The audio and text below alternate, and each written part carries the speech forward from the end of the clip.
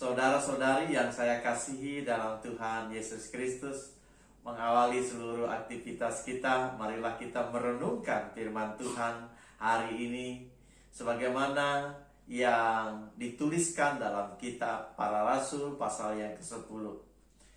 Pada hari ini, perkenankan saya membacakan ayat yang ke-35 dan ayat yang ke-45 bagi kita. Bunyinya seperti ini. Setiap orang dari bangsa manapun yang takut akan Dia dan yang mengamalkan kebenaran berkenan kepadanya. Dan semua orang percaya dari golongan bersunat yang menyertai Petrus tercengang-cengang karena melihat bahwa karunia Roh Kudus dicurahkan ke atas bangsa-bangsa lain juga. Demikian firman Tuhan. Yang berbahagia adalah setiap orang yang mendengarkan firman-Nya dan yang melakukannya. Saudara-saudari yang dikasihi dalam Tuhan Yesus Kristus, kemurah hatian senantiasa bisa kita jumpai dalam kehidupan kita. Di sana sini kita masih bisa melihat bahwa ada orang yang bisa menerima orang lain sebagai bagian dari keluarganya sendiri dan diperlakukan seperti memperlakukan anaknya sendiri.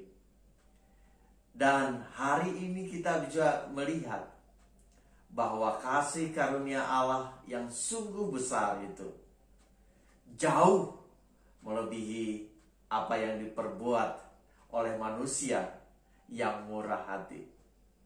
Allah di dalam Tuhan Yesus Kristus menunjukkan kasih karunia-Nya ini dengan tidak membeda-bedakan orang yang berasal dari suku bangsa manapun untuk Ia terima menjadi anak-anak yang Dia kasihi.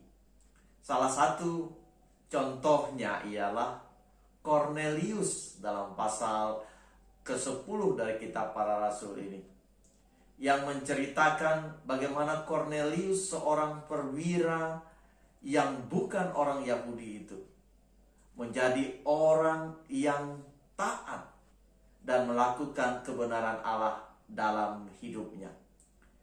Dia menyembah Allahnya yang disembah oleh orang Yahudi. Dan Allah menunjukkan kasih-Nya kepada keluarga ini. Bahkan tidak terbatas kepada keluarga ini, melainkan orang-orang yang ada di sekitarnya, yang Dia kumpulkan dalam rumahnya juga menerima kasih karunia Allah. Bahkan dicurahkan Roh Kudus ke atas mereka, sehingga mereka menjadi kumpulan orang yang memuliakan nama Allah. Orang-orang dari golongan bersunat bersama-sama dengan Petrus yang melihat kejadian ini sangat tercengang-cengang bahwa Allah dapat melakukan itu bagi orang-orang yang dalam benak mereka bukan bagian dari orang Yahudi. Saudara-saudaraku yang dikasihi dalam Tuhan Yesus Kristus, bersyukurlah karena Allah tidak membatasi semua orang untuk datang kepadanya. Pintu kemurahhatian Allah terbuka dan Dia tujukan bagi semua orang, asalkan orang tersebut hidup dalam takut akan Allah dan melakukan kebenaran-kebenaran sebagaimana yang difirmankan Allah untuk dilakukan oleh orang-orang yang dikasihinya. Saudara-saudaraku, banyak kesaksian di media sosial tentang bagaimana kasih karunia Allah menangkap begitu banyak orang dan membawa orang itu kepada Kristus. Kita bangga, kita bersyukur kepada semuanya itu.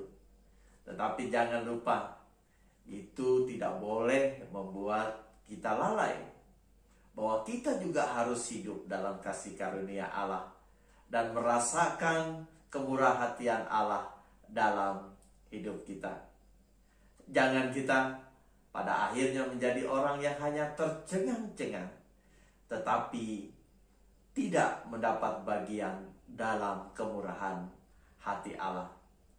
Berusahalah dalam takut akan Tuhan dan melakukan apa yang dikehendaki Allah dalam hidup kita, sehingga kita senantiasa berkenan kepada Allah dan Roh Kudus-Nya Dia curahkan untuk memimpin hidup kita. Tuhan Yesus memberkati kita semua. Mari kita berdoa. Allah Bapa di surga, terima kasih atas segala anugerah-Mu, terima kasih atas segala kemurahhatian-Mu. Engkau telah memilih kami semua dari berbagai latar belakang dan suku bangsa untuk menerima kemurahhatian-Mu. Biarlah anugerah-Mu itu yang telah kami terima membawa kami lebih dekat kepadamu dan lebih mampu untuk bersyukur. Pimpin kehidupan kami pada hari ini, berkati seluruh aktivitas kami. Beri sukacita dipenuhkan dalam hati kami. Beri kekuatan dan kesehatan. Biarlah Engkau menyembuhkan yang sakit. Biarlah Engkau senantiasa menyertai kami, tak kala ada aral yang melintang, sehingga kami bisa melewatinya dengan pimpinan Tuhan. Dalam Yesus Kristus kami berdoa. Amin. Salam.